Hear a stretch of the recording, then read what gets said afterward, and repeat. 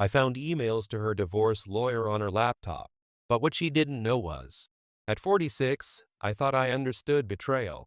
I'd weathered business deals gone wrong, partnerships that crumbled, friendships that faded. But nothing, absolutely nothing, could have prepared me for the moment I discovered that the woman sleeping beside me every night had been systematically plotting to financially annihilate me for over 3 years.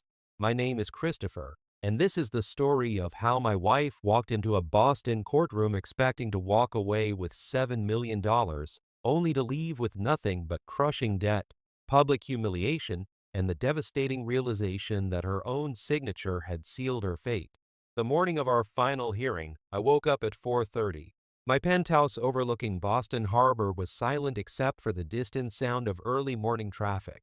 I'd been living there alone for 8 months since Catherine moved out, taking with her what she assumed was her rightful claim to everything I'd built. I made coffee in the kitchen we'd renovated together just 2 years earlier, Italian marble countertops she'd insisted on, top-of-the-line appliances she'd never actually used.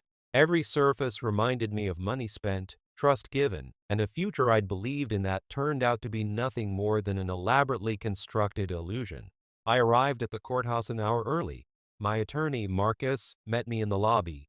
He was one of the best family law attorneys in Massachusetts, and even he looked tense. The media had gotten wind of the case, rumors of a multi-million-dollar inheritance battle, and reporters were already setting up outside. Marcus placed a hand on my shoulder and said what he'd been saying for weeks. "Christopher, she's going to come at you with everything. Her legal team is aggressive. They're going to paint you as a wealthy executive who's trying to hoard assets while she's left with nothing. Are you absolutely certain you're ready for this?"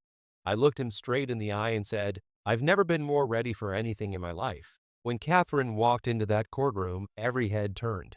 She'd always known how to command a room. It was one of the first things that drew me to her 9 years ago. She wore an emerald green designer dress, Valentino if I remembered correctly, one I'd purchased for her during our anniversary trip to Milan. Her heels clicked against the marble floor with a rhythm that felt almost choreographed, each step a declaration of confidence. She didn't look at me, not once. She took her seat beside her attorney, crossed her legs elegantly, and smiled that same cool, calculated smile I'd seen her perfect in our bathroom mirror 1,000 times. She thought she'd already won. In her mind, this hearing was just a formality before she collected her prize. The courtroom filled quickly. Reporters squeezed into the back rows. Spectators who'd somehow heard about the case lined the sides, and I could feel the weight of dozens of eyes on both of us. The judge entered, a woman in